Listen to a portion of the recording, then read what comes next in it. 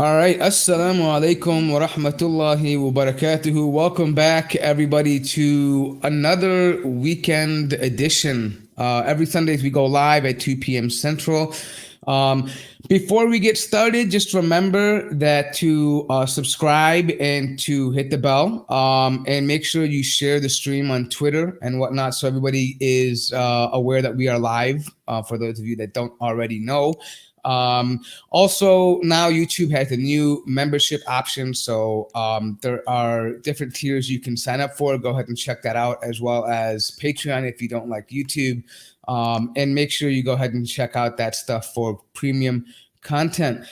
Today, I am with a very special guest. I've known brother Nadir Ahmed for a while. Maybe he hasn't known me, but I've known of him through various platforms, and we've probably interacted on chat at some point, but never really had a conversation. So he is a Muslim apologist, and he has debated individuals like David Wood, Sam Shamoun, the Islamophobe Robert Spencer, and this is going back a decade almost. I'm talking about, like, he's one of the early pioneers of Muslim apologetics on the internet and in person, face-to-face debates, drawing them out of their holes, making them come out and face a Muslim one-on-one rather than hiding behind their anonymous blogs and pseudonyms. So without further ado, let me welcome brother Nadir Ahmed on the show, and just say hello and take a moment to introduce yourself to my audience that may not be familiar with who you are. Yeah, thank you. So my name is Nadir Ahmed. I've been doing discussions and debates with Christians, as people you mentioned. We're going to talk about David Wood today. And of course, I got my own YouTube page, and you can just put my name into Google, I think YouTube, and you can bring it up, and you'll find many discussions, refutations on a lot of the issues which they bring up. Okay, so let me ask you this first and foremost. So, how have you, since you've known these characters, individuals for a while, number one, has there been any change in their personality? And number two, have they brought any new arguments over the last decade? No, and that's what's so crazy about it. I mean, what they were saying, uh, you know, 20 years ago is exactly the same thing they're saying today. They're just tweaking it a little bit. And so, like, the next guy comes and he just basically repeats the same bogus false argument. But there is some change now. If you noticed, David Wood dropped a bombshell in that discussion he had with, I think his name was Justin. And so let's go ahead and share the good news first. Maybe we should start off on that. So if you recall, they had a discussion on Deuteronomy 18:18. And the typical Christian response is they always say, look, Moses did so many miracles. Muhammad didn't do any miracles. They always say the Quran said that he kept pleading, do a miracle, do a miracle. And Muhammad sallallahu alaihi wasallam never did any miracle. We, of course, know this is complete nonsense. We have the biography of Prophet Muhammad sallallahu alaihi wasallam in which he did many miracles. So right around, I think around 50 minutes of the discussion, David Wood has come forward and he said to him, well, I know Muhammad did do miracles as recorded in the Hadith. That was very big. So finally, these guys are slowly, coming to the truth. And it's like, gosh, I was thinking in my mind, okay, I'm happy to hear this, but why did it take you so long for you to finally admit the truth? And so that was kind of nice. Yeah, how much of that do you think is actually them admitting, or more so just using it for their own argument, right? Because in a lot of ways, I think a lot of them, over almost 20 years of hearing rebuttals and answering Christianity and so forth and so on, they are familiar with answers. I personally think it happens to be intentional deception. Like, they choose to be selective in what they present about Islam. Well, I can't figure this guy out. I mean, I see, the way I look at it is I don't want to judge their intention, because then that takes you down almost like this Pandora's box. And then the discussion gets ugly where they say, no, you're the liar. And then it goes back and forth. So, but what I will say, I like to talk about things which both Muslims and Christians can agree on. Okay, so like I had this debate with him in the past, David Wood. And there were clearly winning arguments, okay? Now, let me define what a winning argument is. It's not just me, you, and all the Muslims getting together like, yeah, I got him, I stuck. That's not what a winning argument.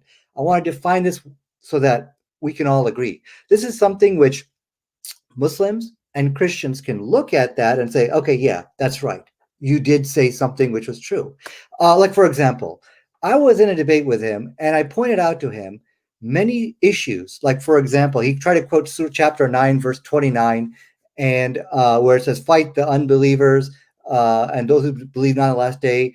And so I said, well, David, if you look at the reasons behind the warfare of the Quran, they're pretty noble. Chapter 4, verse 75, which says, and what is wrong with you that you don't fight in the name of Allah for those who are oppressed, sick, who are crying out, oh Lord, send us someone who will rescue us. Paraphrasing, of course. So I'm thinking, okay, great. I brought up this verse to him in the debate, and so he doesn't refute it. He doesn't say anything. It's almost like not like, so I bring it up again and again. And again, in 2 hours, I brought it up 4 times to this guy. So I'm thinking, all right, David Wood probably learned a lesson. I could understand if he came back and said, you're wrong. Now I'm going to quote Surah this and to prove or something, some refutation. But if you sat there for 2 hours and you didn't say anything, and the Muslim guy just came up and pointed this out to you at least 3 or 4 times. Because, when you're in debate, a lot of times I forget stuff, or like I forget to answer that, because I'm busy dealing with this. I can understand that. But if someone raised something to you 4 times, now I'm thinking, okay, great. I walked away from that thinking, okay, me and David we're seeing eye to eye on things. So it is not even 48 hours. This guy's back on the internet reciting the same bogus false argument. That's ridiculous. Yeah. Okay. You can now, this is something Christians and Muslims can all agree. Okay. You look at there, and if the Muslim guy pointed this out to you 4 times, no, you can't go back and 48 hours later recite the same bogus argument, that's been refuted. And so that's, that's something which Christians, Muslims can all look at the video. We can all agree on that.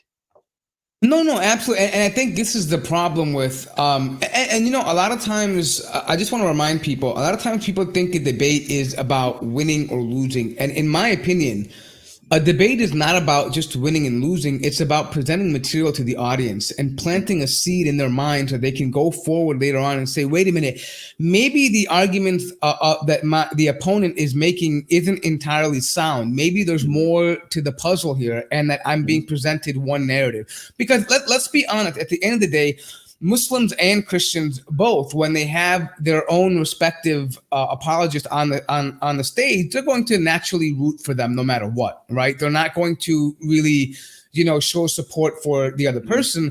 But the idea is that if there is a non-Muslim in that crowd who is sincere in trying to understand the truth, they're going to listen to the key points, because naturally, you can't go through a list of evidences in a 20-minute session, right? This is not how we learn religion. Right. We don't learn religion that way. All we can do is raise issues that are problematic with a certain narrative, and then hopefully the person listening to that information will go back and do further research, and perhaps maybe even reference a blog, or you visit your site or videos or whatever it may be. And that's the first thing I just want to make known to my audience, because a lot of times people, we get caught up in that thing. Oh yeah, he got destroyed, or he got, he's a better debater. And that's fine. Right. But at the end of the day, there's a deeper purpose to these discussions, because debate in all reality, if you look at in an academic term, is not really about winning and losing. It's about asking the right questions and coming to the truth. Right. It's about presenting the different cases for an argument, and then letting the audience decide, for themselves based on what they do with that information.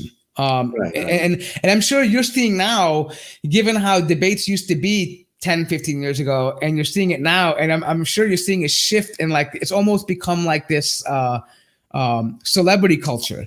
We're like, my celebrity is up there debating, I'm going to go ahead and support them now. And sometimes I have to admit, there is dishonesty on both sides sometimes. And, if we're going to be true to a debate, we've got to make sure that we keep each party honest. I don't know how you feel about that.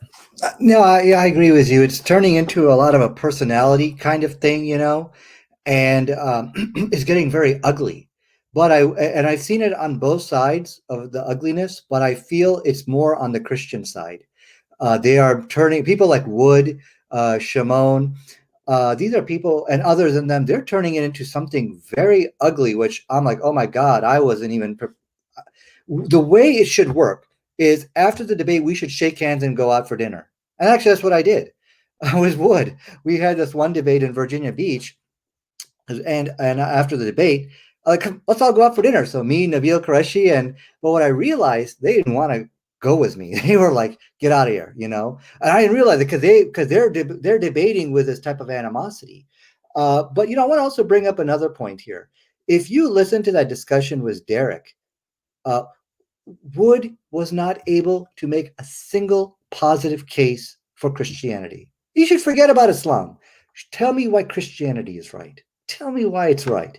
And here, like, for example, if I was in his situation, might have spent maybe a couple of minutes talking about the Bible, because I would think, listen, I don't want to be all negative here, I got something good.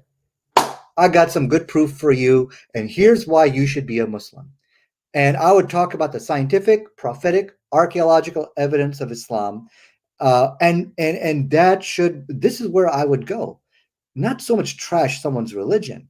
I've seen a lot of people talk about this. Like, these guys do nothing but attack. It's all negative.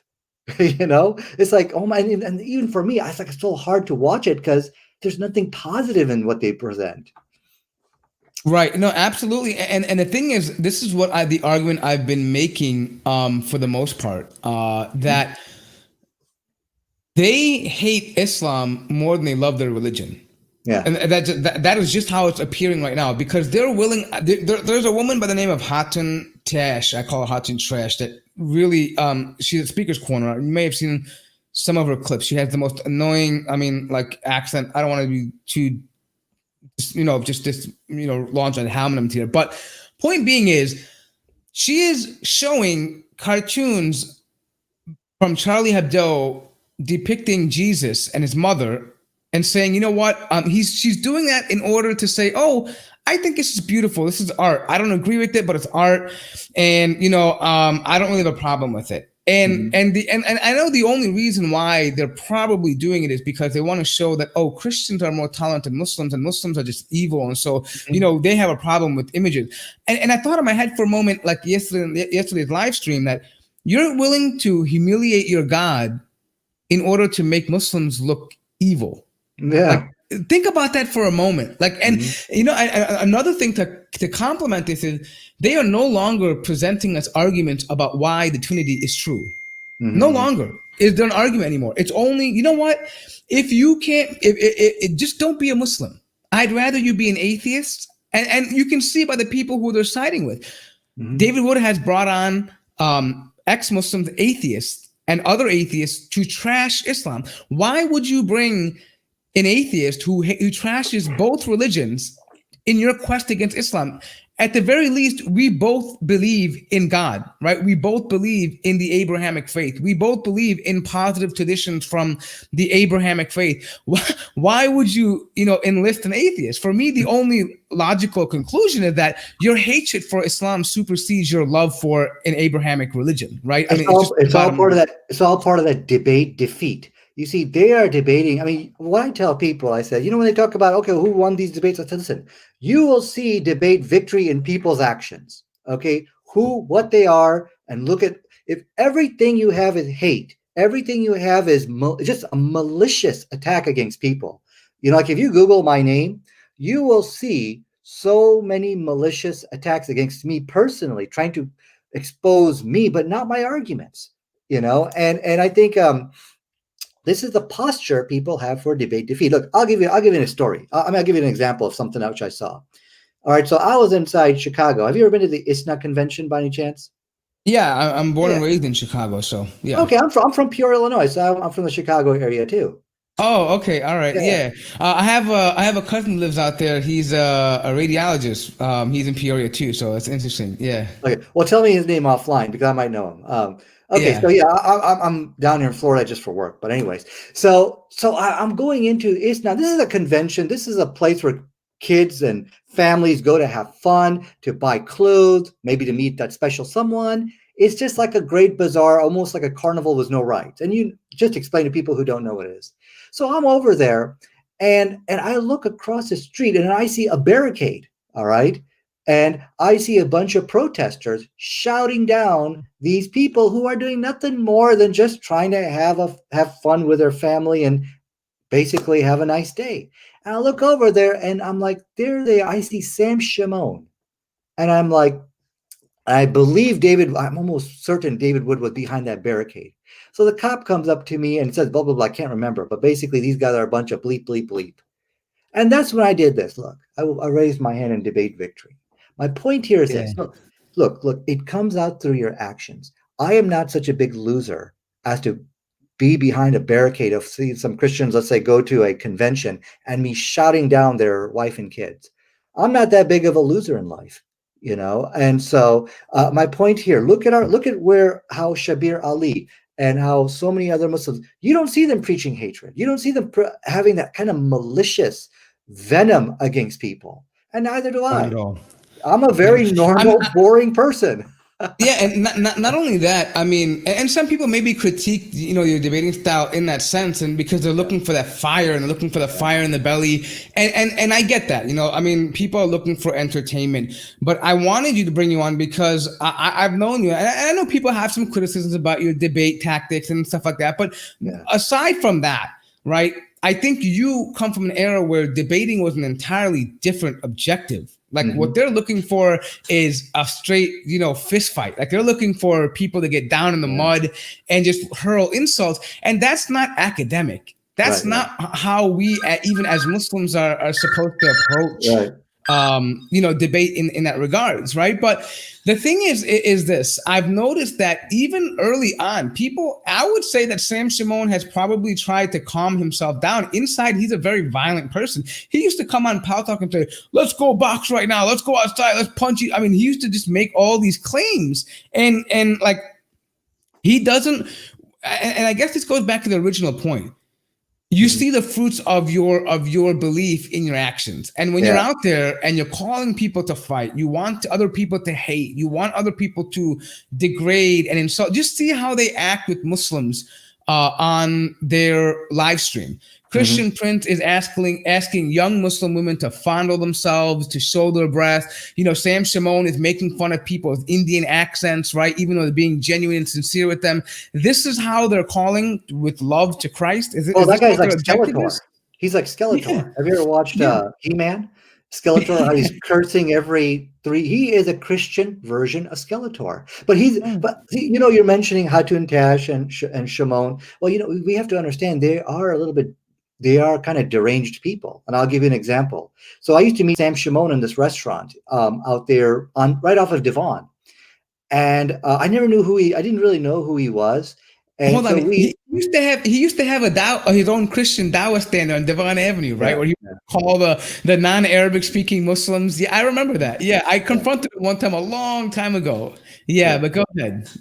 So we sat down and we put two tables together.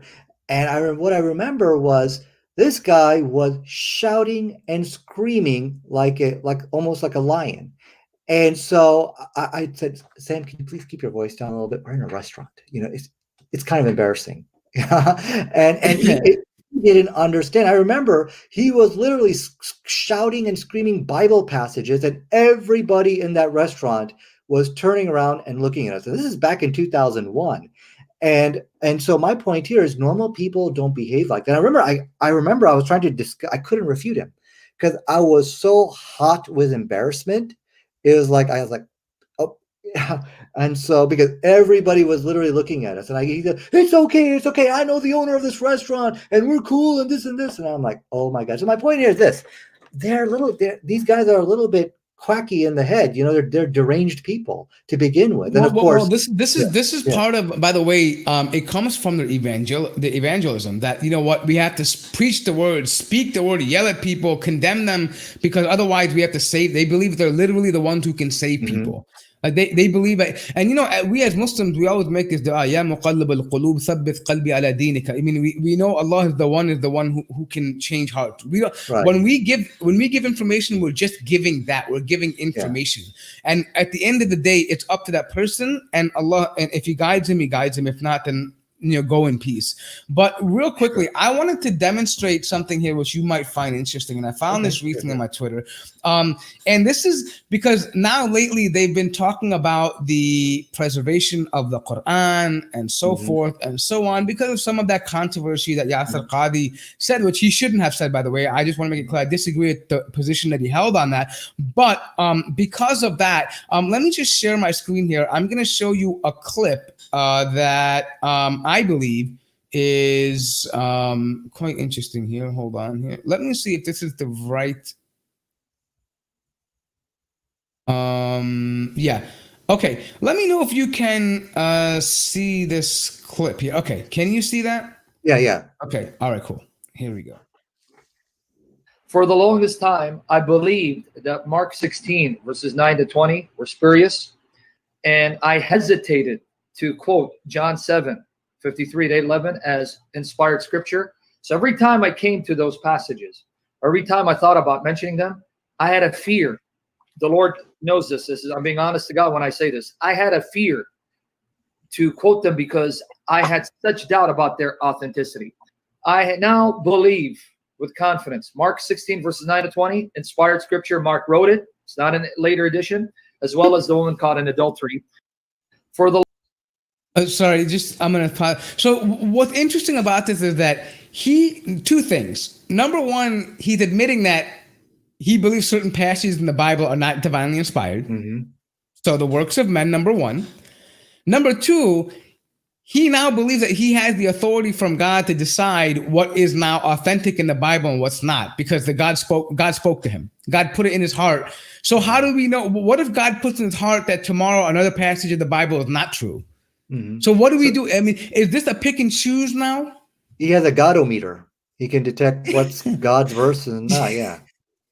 Like, I mean, and what I'm saying is, if now a person with an honest mind would listen to this and say, wait a minute, why would God make a vile individual like you determine what is authentic and divinely inspired in the Bible? Despite all there are wonderful people out there who are Christians who have good mannerism. Like, for example, James White. I would have a conversation with him anytime. I don't agree with him, but I would rather believe that God put it on his heart than Sam Shamoun's heart about what was true in the Bible and what was not, right? If we're going to believe that argument in the first place. But what this is going to show is that literally they're cherry picking from the Bible. They are withholding information and then presenting it as they see fit, depending on literally how they feel in that moment. If that is not enough to say that the Bible means nothing to them, I don't know what else is. Yeah, no, that is bizarre that he could just say something like that. And tomorrow, I bet you he's probably going to reject more passages as they create problems for him. Because that's actually what William Lane Craig did with the story of, where the zombies story inside the Bible, where after the resurrection or after the death of Jesus, the graves opened up and the bodies came out. So, and I believe Mike Licona also has rejected that verse as well, because that messes up their whole historicity of the gospel canard they got going on, where they said, look, this is really historically true. Well, if zombies came out of the graves and started walking all around in Jerusalem, where's the history for that? So they chucked that verse. Okay, no, that doesn't fit my agenda. Right, absolutely, and that's kind of the narrative that we're seeing. Actually, if I'm I could be wrong on this. You may know better than me, but is William Lane Craig, is he now of the opinion that the Trinity is no longer? I mean, it's believable. Like the Trinity is. Does he no longer support the idea of a Trinity? I don't know, but he's from Peoria. Oh, I didn't know that. I didn't know he went to church. He went to church right down the street from me. But no, I don't know. I don't know his position. There's the latest video coming out. I think I'll have to watch it. For me, my main focus is Quran and science and Deuteronomy 18:18. I'm just focusing on these two things really for right now, because I do this as kind of a part-time hobby. I don't have time to like really research all the other issues. So it's just a matter of time on for which I So don't have. why don't you explain to the audience why Deuteronomy 18:18 is important for you and why you've been focused on that? Yeah. So, and I didn't want to actually. I said to myself, I'm just going to focus on science. So, why I became interested in this, there was a debate he had. I'm sorry, Zakir Hussain. Are you familiar with him? Yeah. Yes, I am. Zakir Hussain had with James White. I don't know. I was just listening to it. I was working out. I think I was on my elliptical or something like that. And Zakir Hussain said something which really made me think. And here's the reason. Here's what was so significant about what he said. He said, "Look, Prophet Muhammad sallallahu alaihi wasallam and Moses were both great warrior prophets. They both made a historic migration. They were both they both established a theocratic state. What got my interest about that is those are facts. That's not interpretations. These are facts you could teach. You can in a history class. You could teach in a high school textbook. What the Christians present are interpretations. So all James White was doing was going and giving his interpretation. And of course, Zakir Hussain gave some interpretation. But when he said that, I'm like, whoa, whoa, whoa, whoa, whoa. That dude just stated a fact. And this is a fact where both Christians and Muslims can all agree on. There's no argument back and forth on that. There's no, well, okay, let me take you to this surah. Oh, let me take you to this verse over here. That's it. We all agree. So that is what got my interest. And this is my point about Deuteronomy 18:18. If you listen to what the Muslims present, they only state the facts. It is based upon fact.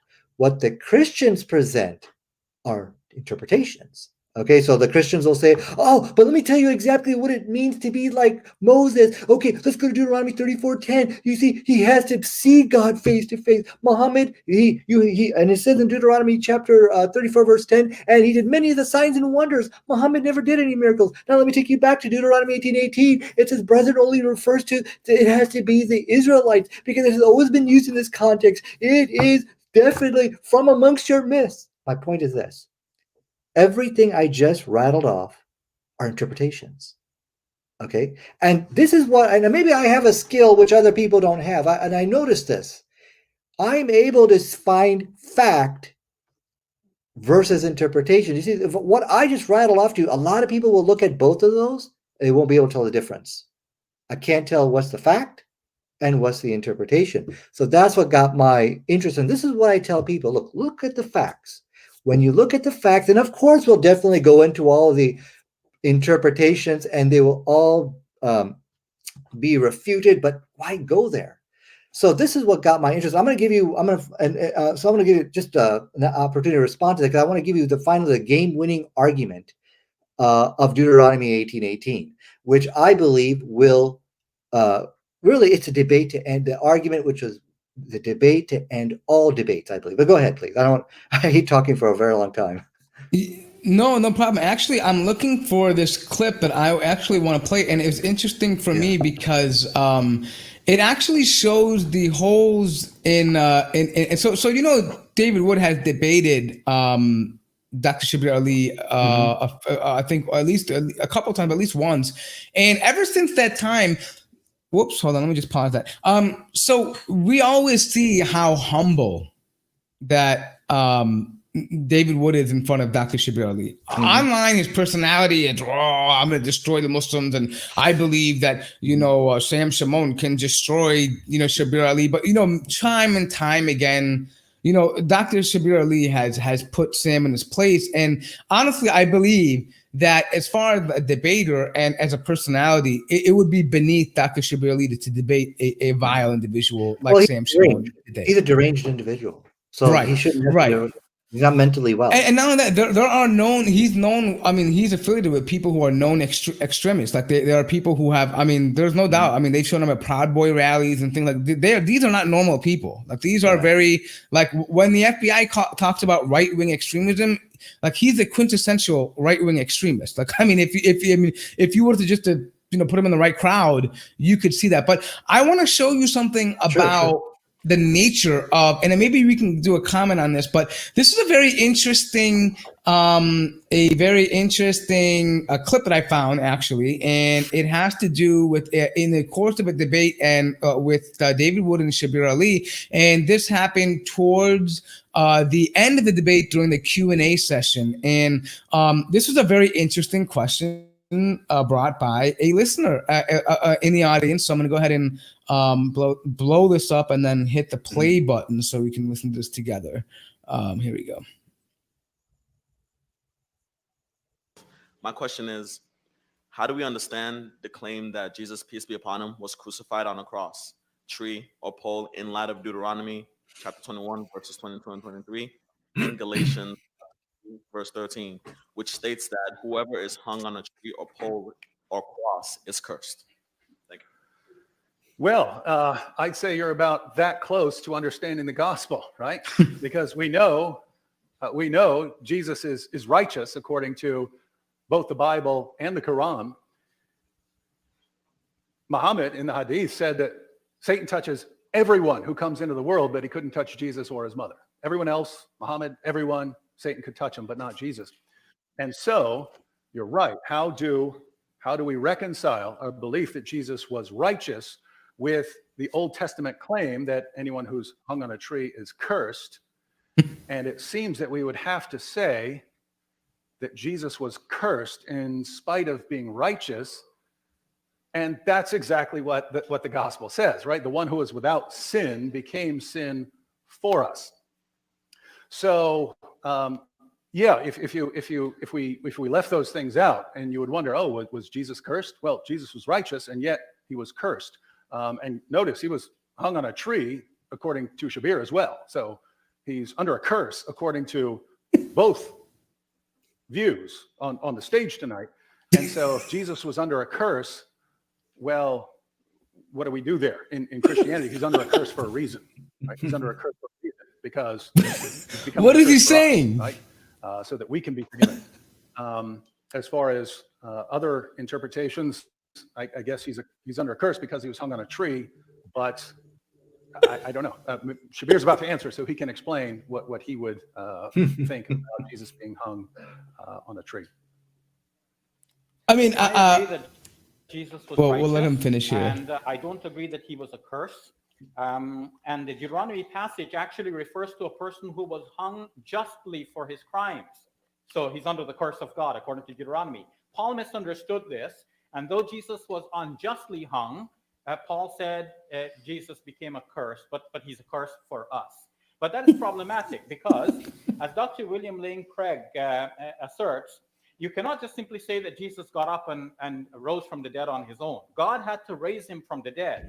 But as I pointed out to him, for God to raise him from the dead, God has to want to raise him from the dead. And if all we know is that he died under the curse of God, according to your scriptures, you have no reason for thinking that God would want to raise the accursed person from the dead who died under the curse of his own law. So you have a contradiction here, and it's a major one. And that's another reason for believing that Jesus was not raised from the dead, and it's better to think that he did not die in the first place. Yeah, so we're going to pause here, but the thing is that you notice the way that he responds, and it's just it's like babble. Like this is the core of your theology, right? You spend so much time talking about Islam, but yet when you're asked a fundamental point about your Lord Jesus Christ, about whether he's cursed or not cursed, and why that is the case, you see all kinds of fumbling, like, oh, I don't know, maybe ask Shabir Ali. Like, literally, that's what he says, right? So, and in light of that, I don't know. I know you don't get involved too much into the Bible, but this reminds me because it was actually taken from Deuteronomy 21, 22. So it's right up the next couple chapters up from 18:18.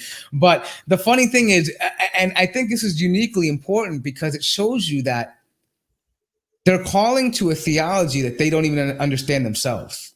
Right. They simply just want you to hate Islam because they see it as a competition to their cultural Christianity. Well, they see so many people converting to Islam. And I think they want to defend orthodoxy, whether it's right or wrong. They just have this type of dogma in them. But you know, Is he actually, yeah. Orthodox? I mean, I don't Yeah. even know if he's Orthodox or not. I think he's probably a No, Protestant. I mean, no, I mean orthodoxy. oh, What I mean is like the orthodox beliefs of what they got you, have. Yeah, got you. Yeah, no, versus absolutely. heretical. Yeah. So Nader, what I usually do is during the shows, I after introduce, we have a competition. I usually open the floor up. So there are a few people who are joining in. So I'm gonna bring in some questions and some commentary. So if Sure. you don't mind, unless you want to share some other additional details, Yes. yeah, go ahead. I did have one thing I wanted to share with you, and it's kind of Sure. coincidentally, you know, if those who want to see David Wood babble like what you just displayed and get nailed with an argument, I would like to share with you an argument from science which I used against him in a debate. I'm going to share my screen here real quick, if I may. And Okay. this is the debate I had with David Wood inside Virginia Beach, and so I hit him with this, and he couldn't answer, and I chased him. I chased him the whole night. I want to share that argument with you. So you can just go ahead and put this inside Google, and you should be able. It's a very quick day, about an hour and a half, and you can listen. So let me give you what the argument is, okay, and how science clearly has pinpointed and proved Muhammad sallallahu alaihi wasallam to be the true prophet. So basically, there was a study done. And there was a study on fetal alcohol syndrome. And surprisingly, they made a discovery that it had a relationship between Islam and Christianity. They discovered that Muslim women were 50 times lower than the global average of having a fetal alcohol baby. It was pointless to even research them. So where you had to go, as this research showed, you had to go to the Christians. They said, in contrast, wine is a part of the communion of the Catholic faith, and abstinence is much less common among Catholics. And it goes on. Basically, what it says, you got to go to the Christians. So here's the argument which I posed for David Wood. And if you get a chance, you can watch this argument. And it really is the argument, the debate, which will end all debates. So I said, listen, Muhammad sallallahu alaihi wasallam, according to you, is a false prophet. So how do you explain the false prophet saving millions and millions of children from fetal alcohol syndrome, while the true Lord and Savior let them perish? So that is a question which we need to pose to Christians here. And of course, you can come back and say, oh, well, all religions have some good in it, but that's not the question I'm asking for you. I didn't ask, oh, look at this good thing which we see in Islam. The question again, how do you explain that the false prophet, and remember, David Wood said he's a devil, is demonic. He said that. This is what they believe. It's a core of what they believe. So the devil, demonic prophet, according to you, saved millions of children from FAS, while Lord and Savior Jesus Christ, who God so loved the world, he gave his only begotten Son, let them perish and suffer. That for hundreds of years, we can go back and trace Christian suffering. We know that Christians began drinking beer at age 5. We could go all throughout the Christian world and see reservations littered with Eskimos, American Indians who can't even have a single drop. Yet the false prophet, the demon prophet, according to you, saved them. So that's a question which we want to raise to the Christians. If they have an answer, we'd love to hear it. So I'll go and end my screen share here. Oh, by the way, I did want to mention one thing. There's this big hoax. If you ever get a chance, did Nadir really try to change the topic in the middle of a debate? Don't buy it. There's my response. So, but anyways, let me go and end my screen share here. Yeah, if I know how to. When you are when we're done with the show, go ahead and pass me the links in the email, and I will make sure we go ahead and add them to the description. So I'm going to bring on somebody. Brother Adnan has a question for you, I believe. So let me bring him on here. Assalamu alaikum, Adnan. Welcome to the show again. You're on with Brother Nadir Ahmed. Assalamu alaikum, guys. Thank you more for having me, and assalamu alaikum, Brother Nadir. I'm a big fan. Alaikum salam. So I've been watching you for a long time, and then I know your specialty is the whole Quran and science stuff. And I've been researching this stuff for a while. Obviously, I also follow different academics like Hamza Zortas and Muhammad Hijab and all the guys. And I've done some research on the philosophy of science, right? And I've learned over the years that science is not absolute truth. We can always have a new observation that can change our previous conclusion. And even within the same observation, we can have different conclusions and inferences. So and I mean, I just wanted to add a perspective, and as I've researched, I've seen that other approaches, such as the linguistic miracle of the Quran Mhm. and the trustworthy character of Prophet Muhammad and the prophecies of Prophet Muhammad, can present a different perspective. So I just wanted to ask you and see, like, have you refined your position, and you look on, do you want to look into those in the future? And Mhm. that's pretty much it. Yeah. So no, that's a good question. I did have a talk with Hamza Zortas, and so to answer your question, let me answer the first part. Yeah. Um, the Quran and modern scientists started out was talking about embryology in the and about the universe expanding. So Hamza Zortas tried to debate P.Z. Meyer on that, and it didn't go well for him. So, but it's pointless to now go back and correct Hamza Zortas on his mistakes or whatever, because Quran and science is different now. It has evolved. Now we're talking about human suffering, how the Quran alleviates the suffering, needless suffering caused by the New Testament. Now, what are you talking about? Well, I can assure you, probably most people don't know because they haven't heard the latest research. I've just given you just a little bit of information how the Quran saved millions of children from fetal alcohol syndrome. So now let's address your second point. What if the science changes? Then what do you do as your argument? Nothing. It's, let's say science changes and say, okay, you know what? Women can start, pregnant women can start drinking beer. 5-year-old children, go ahead and have a bud. It's okay. It still doesn't make the Quran wrong. It's still a bad idea to start drinking. And this brings up the third point.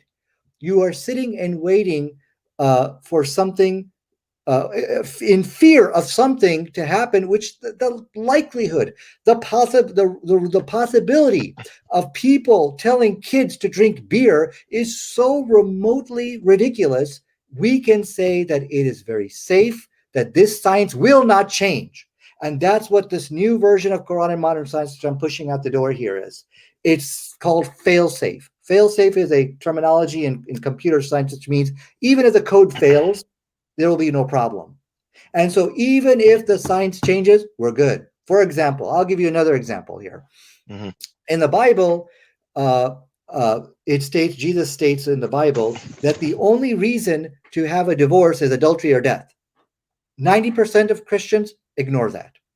But there is a 10%, people like Michael Brown, who enforce that and say, no, you have to live by that. Especially the Jehovah's Witness Church, they put that on their door. You know, I'm not on their website. That yes, there's only divorce. It's only in the case of adultery and death, or else you're a whore. This is what they believe. You're a Jezebel. The Quran says in chapter number 60 and allows divorce pretty much for any reason. You be a jerk, you're going to get your butt kicked out of the door.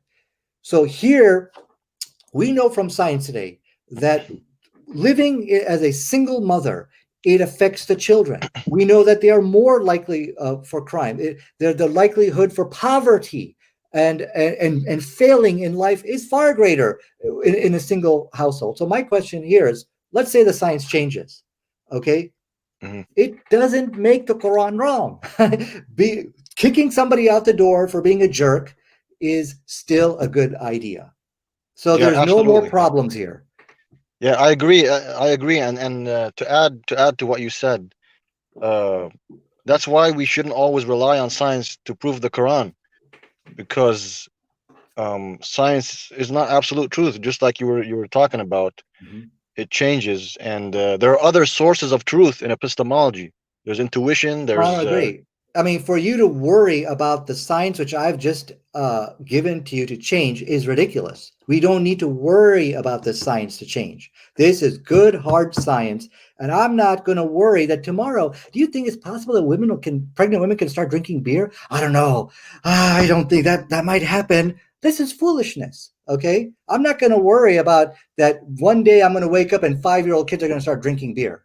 So no, it is within reason.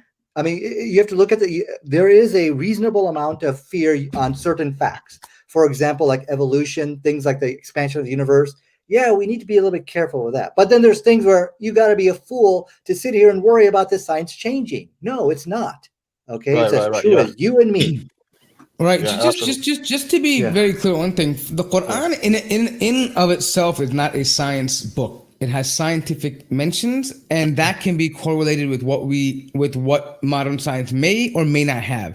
We don't base our religion on science, right? We know science is something that evolves, it changes. We may find certain parallels in it, but I think the thing that you're mentioning though is a good point, that there are certain moral principles within Islam that we can back by scientific data, right? That, hey, you know what? Drinking alcohol is not good for your body. No matter whether, I mean, it's just not good for your body. If they want to argue that it is, like, let's just say some people said drinking a glass of wine once a week is good for your heart.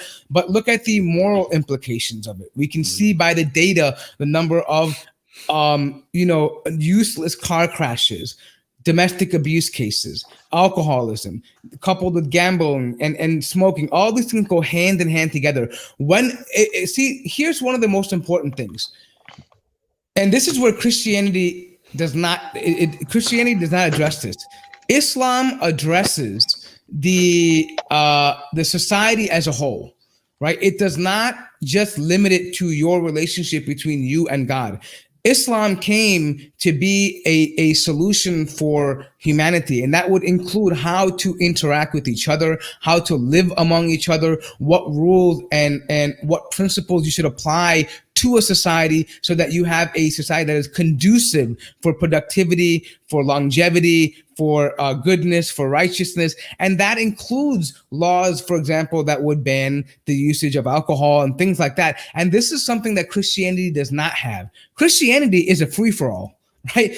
And anytime Christianity has had the upper hand in history, anytime there's been Christendom, it has been nothing but death, destruction, pillage, rape, murder, to the point where they had to go through an enlightenment and run away from Christianity. They had to have people like Voltaire and Thomas Locke and Thomas Paine and John Locke, and they had to create America that was a rebellion against, the kings of England. Why? Because they wanted to get away from this Christian doctrine, or at least the Christian mentality. And since there is no framework, which Islam provides, it's a free-for-all. Anybody who's in power can do as they see fit. Whereas Islam provides the framework to limit the power of the ruler and limit the chaos that can be caused by lawlessness in society. Yeah. Yeah. And so, go ahead. I think you get a point. Yeah. So it goes, if you can see, this is my question about how the science of the Quran alleviates the needless suffering and misery of New Testament Christianity. Here's my question. Why should people have to live like this? This is self-induced suffering. Now, again, 95% of Christians, I can say 90%, they're not going to do this. They're going to find someone better in life and remarry and establish a family. But look at the Quran. The Quran clearly corrects the scientific error of the Bible. I'm not worried about the science changing. And look at what is amazing about the Quran. Look, I want to read to you Surah 66, verse 5. Okay, and this is how the Quran is correcting the scientific error of the Bible, which alleviates the suffering and misery. First, we saw the Quran corrected the FAS kid. It saved millions of children of FAS. Now, Quran says in chapter 66, verse 5, perhaps his Lord, if he divorced you, would substitute for him wives better than you. Who are these wives? Submitting to Allah, believing, devoutly obedient, repentant, worshiping, traveling, and once previously married and virgin. So here, now this is very fascinating. It's not just that the Quran is allowing divorce and remarriage for pretty much any reason, but it is elevating the status of a divorcee, because we know from history a divorcee has a stigma. Okay, it removes the historical stigma and shame of a divorced woman.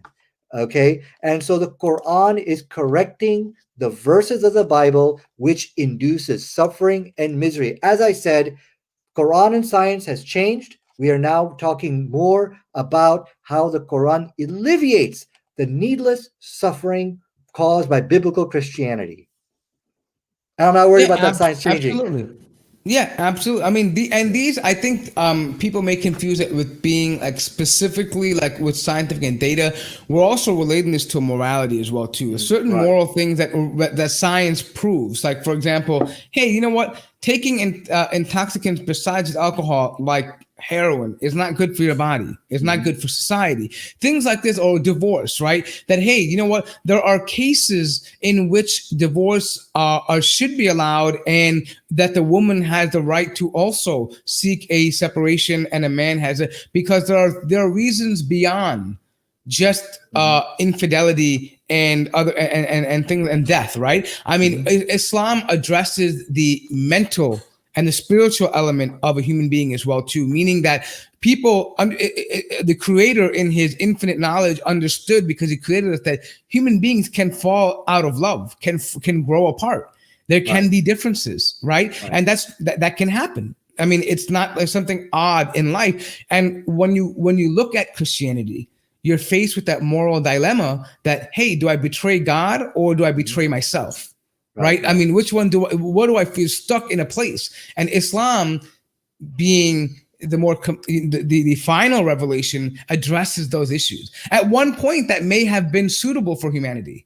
At one point, right? Maybe when God revealed that, maybe if it is in fact part of the Old Testament, or we don't know, Allahu Alam, but let's say it was.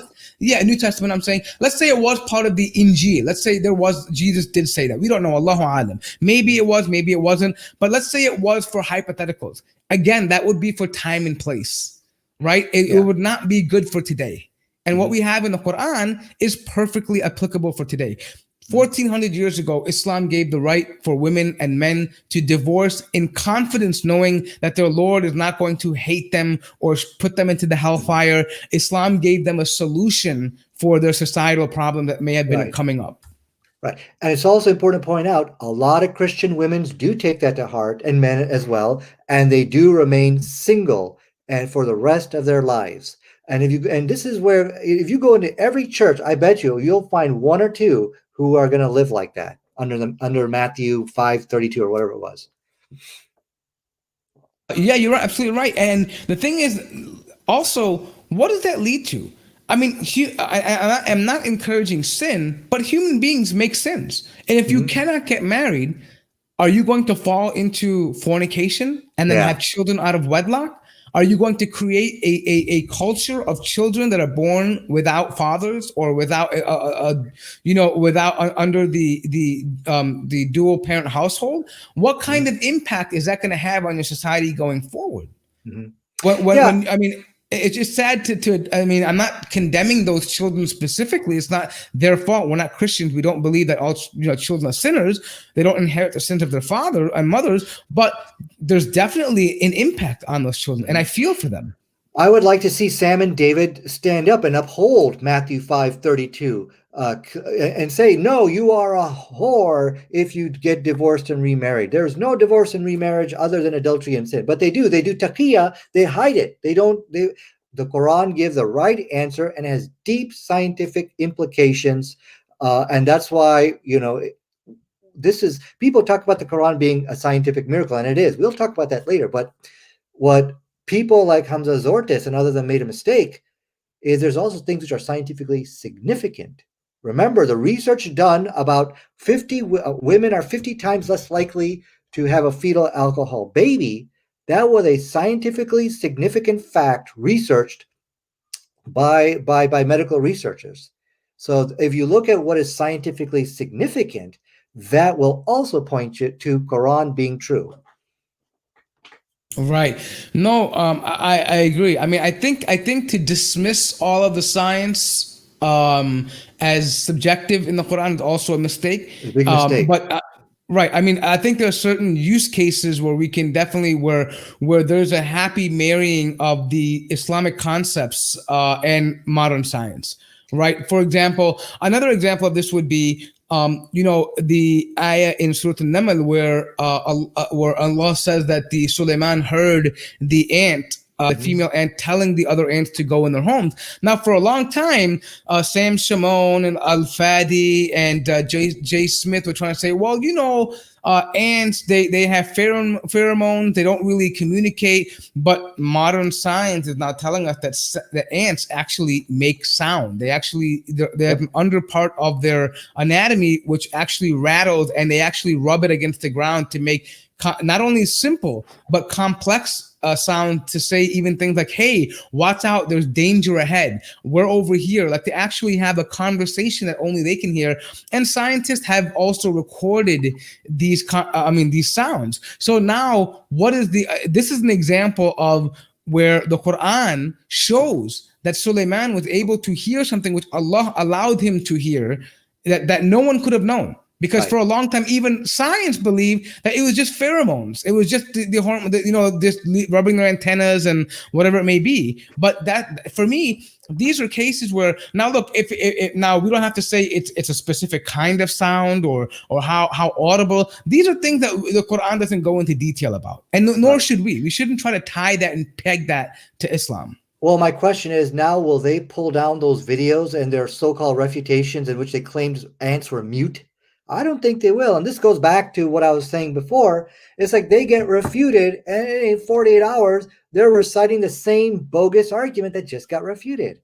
So ants are not mute. I made that challenge to Al-Fadi and Jay Smith. Because I refuted that video. I said, after seeing this video, if you don't pull it down, you are a hypocrite.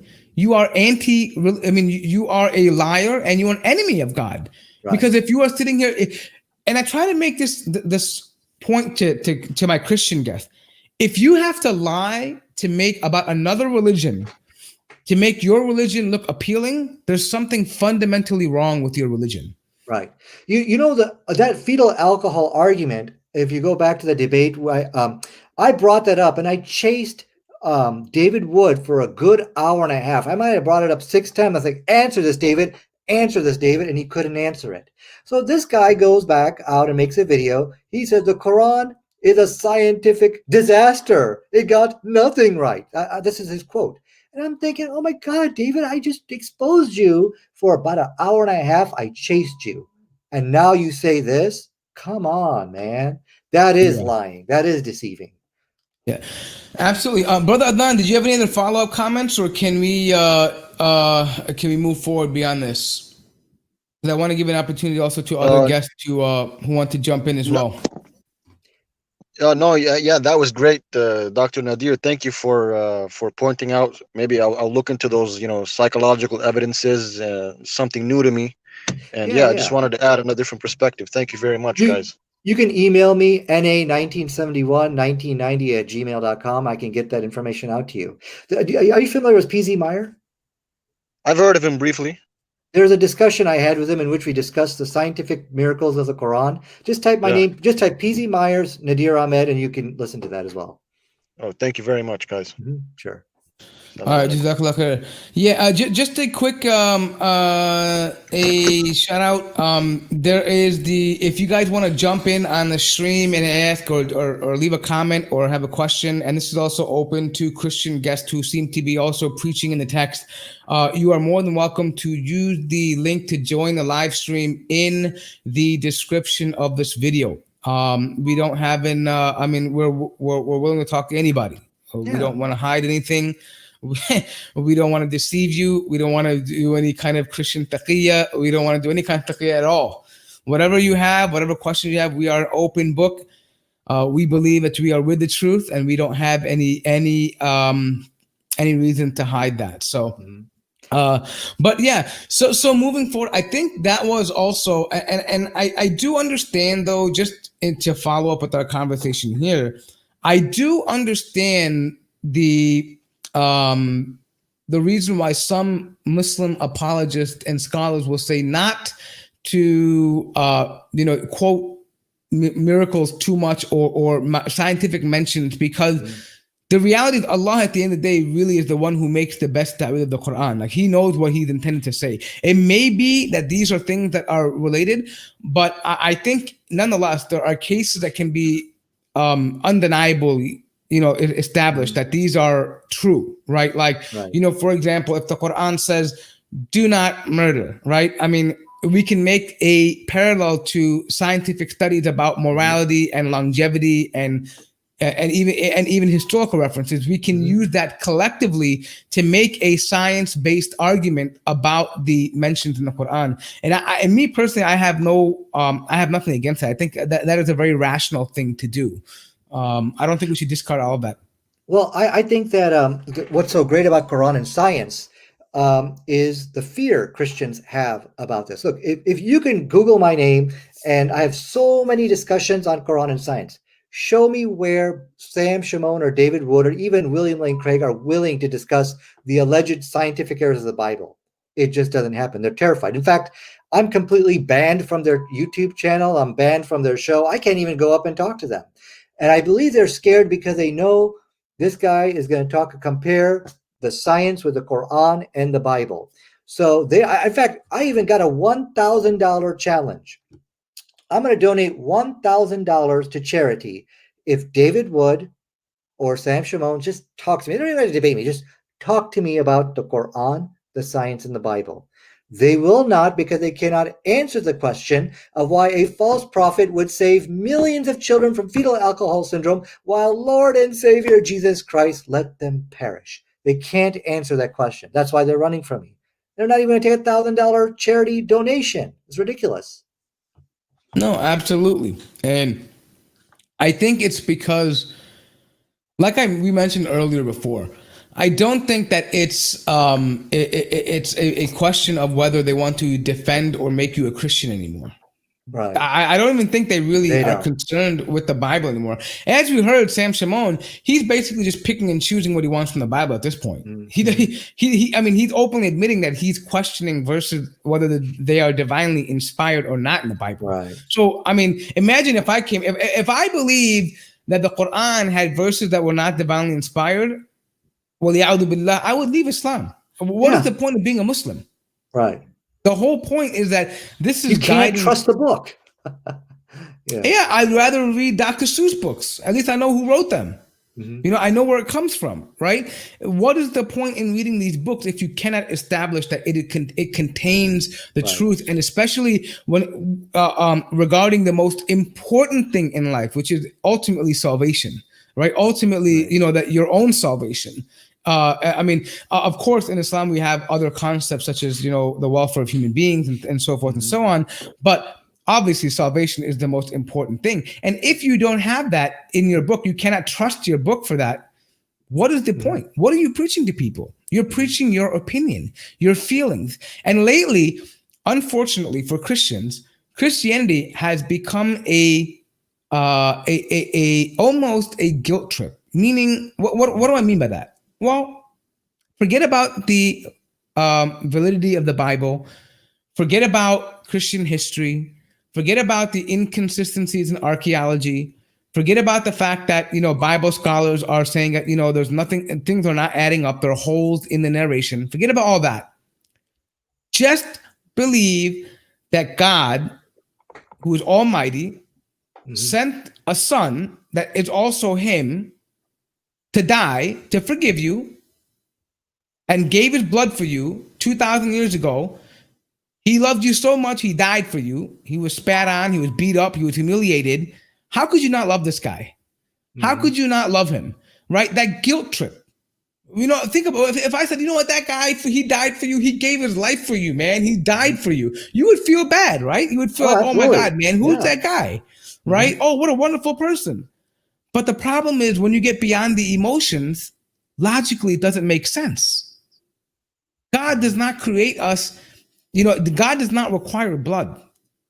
He doesn't, even if you look at Jewish passages about the atonement, God doesn't drink their blood and doesn't eat their flesh. It's not like he's taking the flesh of the animals and using it. This is all symbolic of of giving your wealth and, you know, and things of that nature in order to please, you know, to say, you know, that's how sorry I am. You know, I mean, it's not about God demanding blood and flesh. We're not cannibals here, right? God does not desire to create his creation just to eat it, right? That's not what he does, right? This is nonsensical, right? So when you get past this illogical notion that God is all love, and you begin to see that Christianity is a religion in which that glorifies suicide, that glorifies inconsistencies, that does not logically equate, that has no moral grounding, that has pretty much contradicted 2,000 years of Abrahamic history, from Abraham all the way down to Moses and to the prophets before Jesus, and even to Jesus himself. It contradicts all of that, right? When you come down to the core. And so they are now accepting that fact. So now it's just either we can emotionally blackmail them, or, hey, you know what? Just don't believe any religion. We'd rather you be agnostics and atheists than be a competition to Christianity, because our culture is in danger now, right? We have a guest here. Let me bring in one message, another brother I deal with all the time. So let me bring him onto the show. Let's see if he has any questions or comments for you. Welcome. Assalamu alaikum. One message. Alaikum salam. Can you hear me? Yes, we can hear you. How are you, brother? I'm doing well. How are you guys doing? I'm doing well. All right, so I just wanted to add a comment about this Islamophobia industry that's going on around the world and also in Muslim world nowadays. Nowadays, these people are actually like trying to kind of like those people that the Shia Hazaras of Afghanistan or the Shia of Iran. These people, when they leave their countries, so they actually like pay them so that they could speak that we apostated from Islam and these sort of things, so that they could actually like promote this Islamophobic narrative that they have. I have seen a lot of them nowadays. They actually like make videos and come attack Islam like that, and there are actually like a lot of these people like atheists, or I don't know, the Christian Afghans nowadays. They're actually like, I don't know where they're coming from, and these kind of things are actually like nowadays it is actually like they are promoting this thing, in Islamic world. I don't know. I'm a hollow of my word. So yeah, no. Thank you for that question. I think we'll go ahead and deal with that. So the thing is, as far as the ex-Muslims, and so I think me myself, I don't know about Nadir, but I'm not going to question their own personal history. They may have been Muslims at one point, or they may have grown up in a Muslim society or culturally Muslim.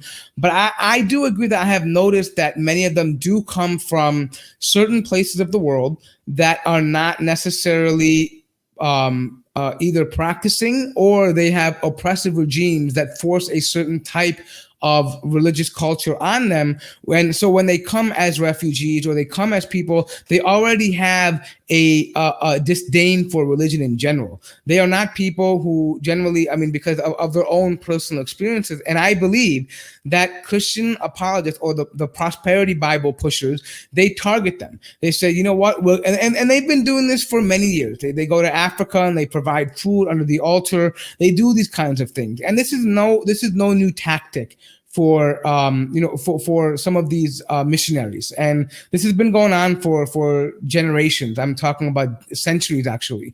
If you look out throughout Africa, in India, even in Pakistan, in South America, this is big business, and this is what has been pretty consistent with the way they believe in getting the message out. So I don't see it to be anything new, but yes, there are going to be naturally Muslims or ex-Muslims who may have been genuine ex-Muslims, and at the end of the day, we don't have a problem with that, because at the end of the day, Allah is the one that guides. We're not a religion that worries about how many numbers we have. It's actually them who worry about our numbers. We don't go around. Most of these researches about how many billions of Muslims are, it's not done by us. Right? This is done by CIA Fact Book. It's done by Pew Research. It's done by people like this, who are essentially the ones that are interested in why we're growing so much, right? We're not really worried about that. I don't think myself or you or Nadir would ever even question Islam if 100 million Muslims left Islam tomorrow. We're not Muslims because they're Muslims, right? We're Muslims because first and foremost, Allah has guided us, and then we also have yaqeen and belief in that. So maybe you can go ahead and comment, Nadir. Yeah, no, one of the things I just wanted to point out about the apostates, majority of them are good people. We only see the very vile, evil apostates who are attacking Islam, but that is only a small minority of them. Look, there's many apostates who have done a lot of good things for Islam, like Muhammad Ali Jinnah. For those who don't know who he was the founder of Pakistan, but technically he didn't really believe in anything. So that's all I had to say on that. Yeah, I mean, the thing is, at the end of the day, I do see a trend in America though, because I think what you're mentioning, the one message is like people like Armin Navabi and people like who are coming out, and there is I've noticed that in America specifically, where most of the ex-Muslims, so-called ex-Muslims, tend to be from a particular background, Iran, and even actually of the Shiite background. But that may not be the only case. I mean, we also have people like Ayan Hirsi, who is Sunni. There are other people who are, I think Ali Rizvi was a Sunni. There are people like that, Abdullah Samir. But again, like I said, they can do as they please. What I'm more worried about is the arguments they bring. Is there any substance to what they're talking about? And I'd love to be able to deal with that. But anyway, thank you, Jazakallah khair, brother. One message for coming on, and appreciate the comment. So if there's anybody else has any other comments, please make sure you bring them on, or you can join the stream and also talk about that. Did you have anything else that you wanted to discuss? I think you had something towards the end that you wanted to discuss, Nadir.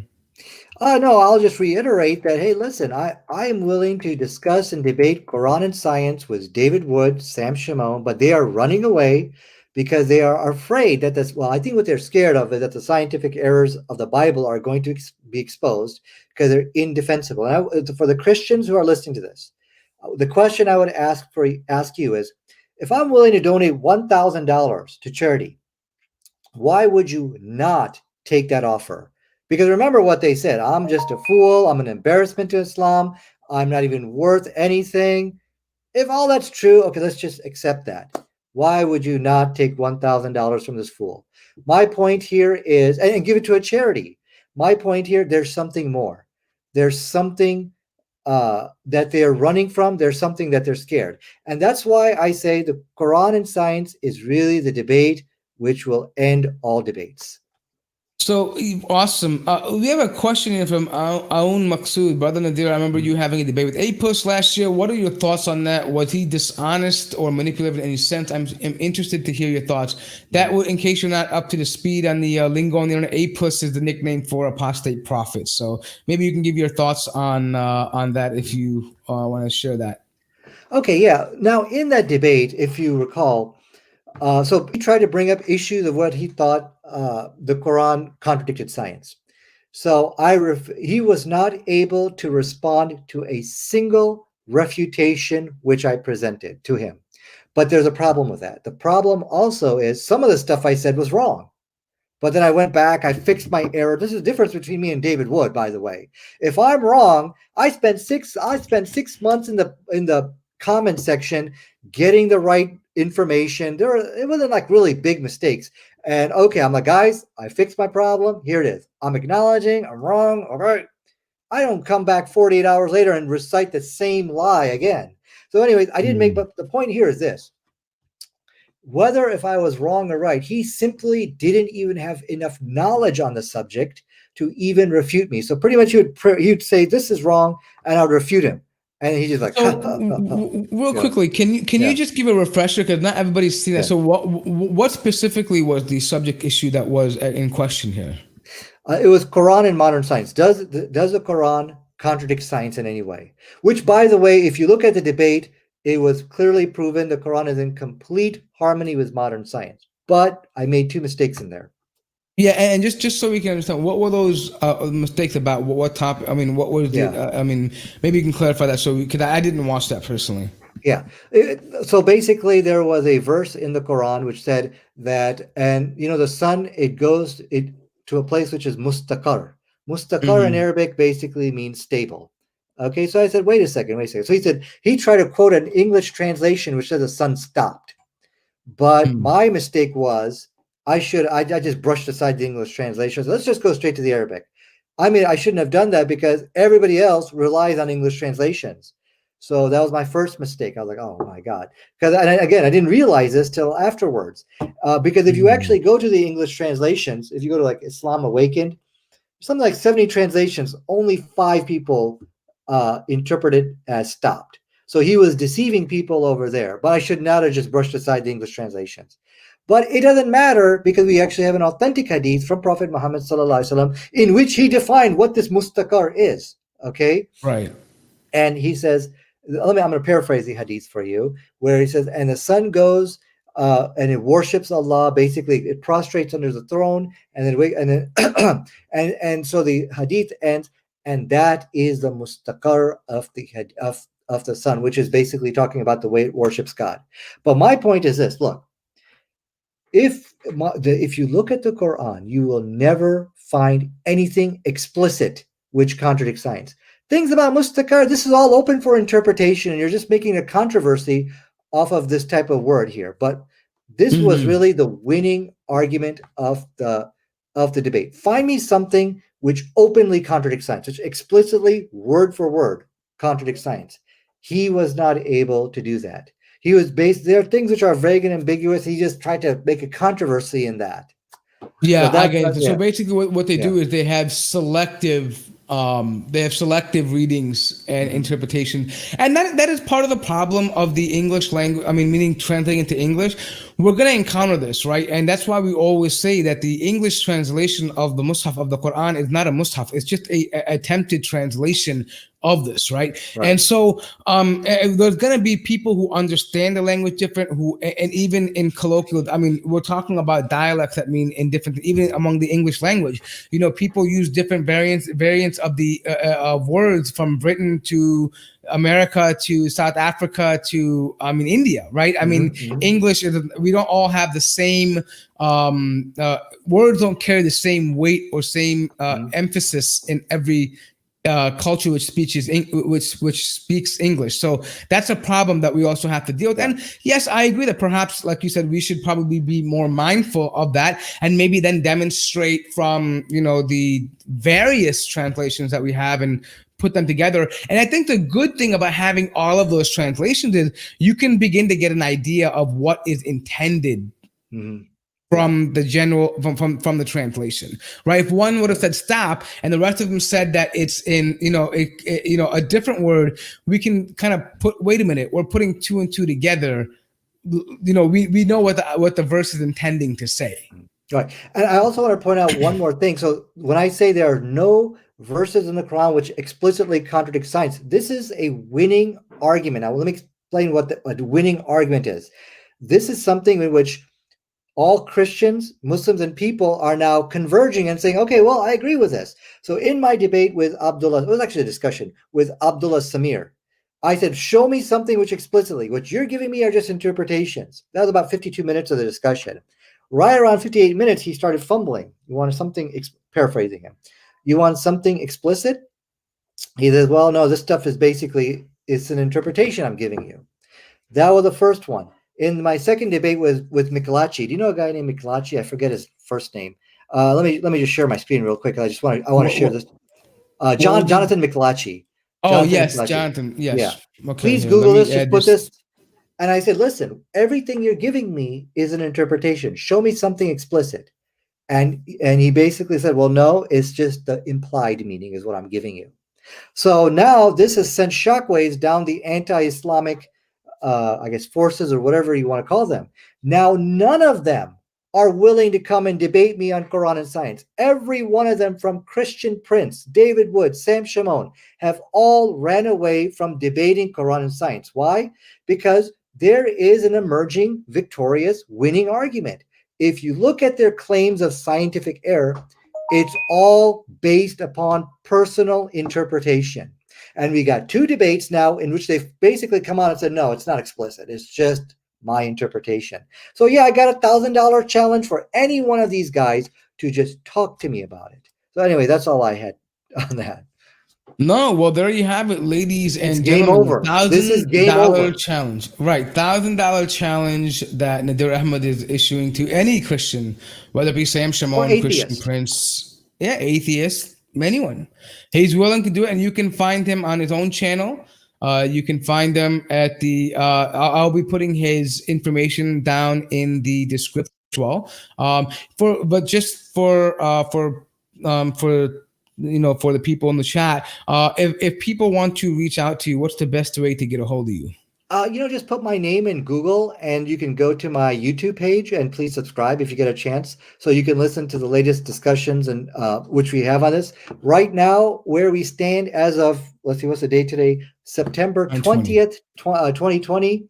Abdullah Samir, Christian Prince, all these people have ran away from Quran and science discussion due to their defeats. But we're going to find more people who are willing to, and we're just going to open the Quran. And if they don't want to talk about the Bible, that's fine. Open the Quran and show me how this is wrong. So you could also email me, na19711990@gmail.com. Perfect. All right. So this has been another wonderful episode. I'm glad all you guys tuned in. Guys, make sure that you guys have subscribed to this channel. Head over to Brother Nadir's channel as well too and subscribe over there. I'm sure he's going to be putting out some more interesting content. Remember, we've also included a new membership option on this channel where you will get behind the scenes premium content. So if you're interested in doing that, go ahead and subscribe for that. And also, let me just go ahead and before we wrap up here, let me put Brother Nadir's email up here on the banner so you guys can take a look at it real quick so everybody has it. Here we go. So this is Brother Nadir's email. If anybody has any questions, you can go ahead and contact him directly.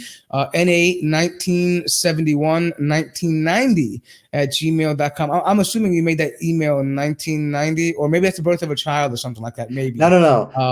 Marriage. No, I actually, so I was born in 1971, graduated from high school in 1990. Oh, okay. Yeah. So, got it. Okay, we got it. So there you have it, ladies and gentlemen. That is the one and only Nadir Ahmed. We had a pleasure speaking to you, brother. Right. And I know some people get critical of your work, but I'm grateful that you do what you do, and alhamdulillah, everybody serves a purpose. You're doing what you can do, and I look forward to seeing more of your work, inshallah. There will always be naysayers. There will always be people who, I always say that they either love you or they hate you, right? But we don't do it for people. We do it for Allah subhanahu wa ta'ala. And at the end of the day, our reward is with him. So I am grateful for all that you do for this. By the way, real quick, people are asking for your YouTube. Can you just give that real quick as well too? So that way we can, is it Nadir Ahmed? Yeah, just type that in. Yeah, just type my name inside YouTube and you'll be able to come up to my YouTube channel. Yeah, because I did that and I came under Nali Akbar's. Yeah, and I couldn't really. Most of your videos were on Nali Akbar's channel. I was looking for that before the show to get you in on there, but I couldn't really find it. So yeah, so let me. You can go right here. This is my YouTube channel right here, right there. Okay, all right. Go ahead and subscribe there, guys, ladies and gentlemen. There you have it, Nadir Ahmed, and you can go ahead and subscribe to his channel, inshallah. All right, that has been it for this episode. Make sure you like, subscribe, and share this. And by the way, I also have a very special episode coming up. It's Monday early morning for everybody. It's Monday 3 a.m. time for me, but it's with Sheikh Farid Al-Hamadi from the UAE. We'll be doing it tomorrow. So make sure you guys tune into that. And on Wednesday, I have Daniel Hakikatu coming on the show talking about some of the recent controversy as well too. So make sure you guys tune into that. We have a full lineup coming up, so plenty of content. So until next time, let's talk about it. Wassalamu alaikum wa rahmatullahi wa barakatuhu.